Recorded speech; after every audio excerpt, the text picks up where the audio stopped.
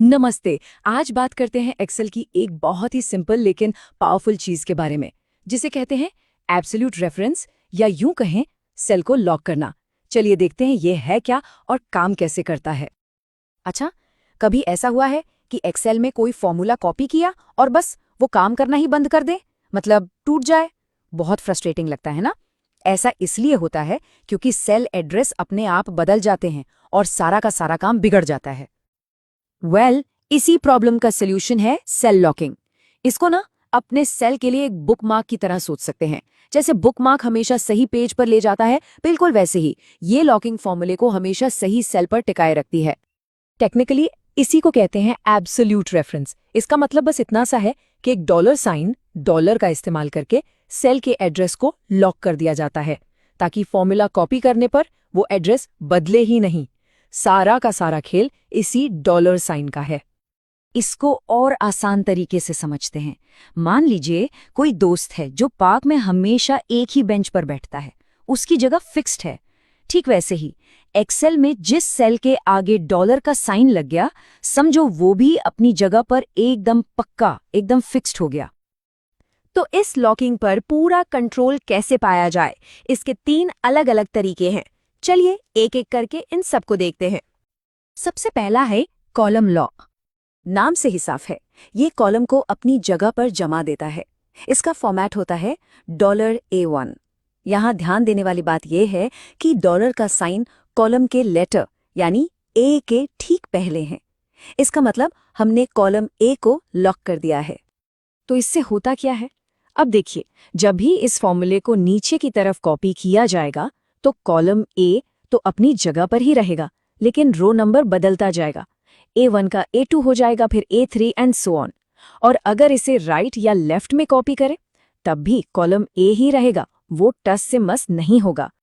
चलिए अब देखते हैं फॉर्मूलों को कंट्रोल करने का दूसरा तरीका। ये है रो लॉक। इस बार क्या होगा, हम कॉलम को खुला छोड़ देंगे और रो को लॉक कर देंगे। इसका फॉर्मेट है $1। अब देखिए, डॉलर का साइन रो नंबर के ठीक पहले है, यानी 1 के पहले। इसका सीधा मतलब है कि अगर फॉर्मूले को नीचे या ऊपर कहीं भी कॉपी करें तो रो 1 हमेशा फिक्स्ड रहेगी। हाँ, लेकिन अगर इसे दाईं ओर कॉपी किया तो कॉलम ए का बी हो सकता है, फिर सी भी हो सकता है, पर रो 1 की 1 ही रहेगी। और अब बारी है तीसरे और सबसे पावरफुल लॉक की। ये है फुल लॉक।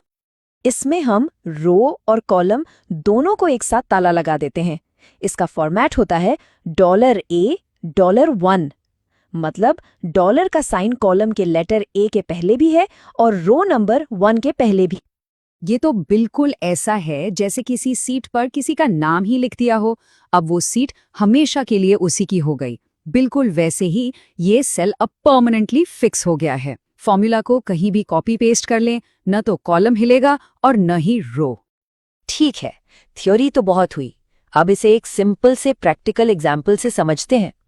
मान लीजिए कि फॉर्मूला है A1 इंटू $B1। यहां सेल A1 को सेल B1 से मल्टीप्लाई किया जा रहा है।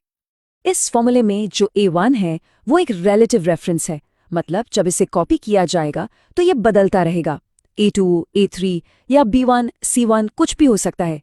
लेकिन जो $B1 है वो है एब्सोल्यूट रेफरेंस। वो पूरी तरह से लॉक है, वो कभी नहीं बदलेगा, चाहे कुछ भी हो जाए। तो अब सब कुछ फिक्स्ड है। चलिए जो कुछ सीखा है उसे फटाफट से रिवाइज कर लेते हैं। तो याद रखने का सबसे आसान तरीका क्या है? A1 मतलब सिर्फ कॉलम लॉक, $1 मतलब सिर्फ रो लॉक, और $A1 मतलब फुल लॉक, यानी रो और कॉलम दोनों अपनी जगह पर एकदम पक्के। तो अब जब ये सीक्रेट पता चल ही गया है तो सबसे पहले किस फॉर्मूले को फिक्स करने वाले हैं?